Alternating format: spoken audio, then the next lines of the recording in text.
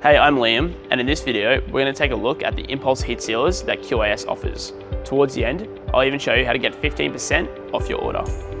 Impulse heat sealers feature a heated sealing wire covered by a strip of Teflon tape that is triggered when the bar is pressed shut. They also feature a silicone seal pad that can withstand direct heat contact. So when the bar is pressed shut, it melts and mends the material, forming a seal. Heat sealers can be used to seal almost any type of plastic, from poly bags to centerfold plastic and pouch bags. They're ideal for retailers all the way up to industrial-sized businesses who want to seal anything from food to products that have an unconventional shape or size.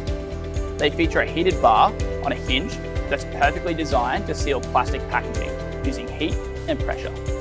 They can heat seal bags up to 150 UM thick, and the seal itself is only 2.4 millimeters wide.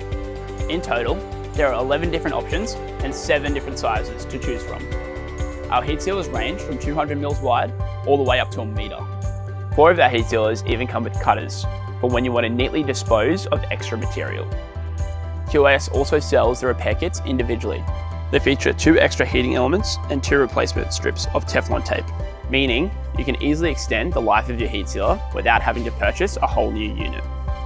Because we import all our products directly from the manufacturer, we're able to offer them at great wholesale prices to all our customers.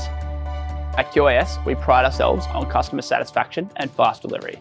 That's why once your order is processed, it takes just 1 business day to Brisbane and Sydney and 2 business days to Melbourne. As I said at the start, if you want to save 15% off your order, you'll find 2 links in the description below. The first one will take you to a 10% coupon code. The second will take you to our website, where you can sign up as a member for free and get 5% off all orders into the future.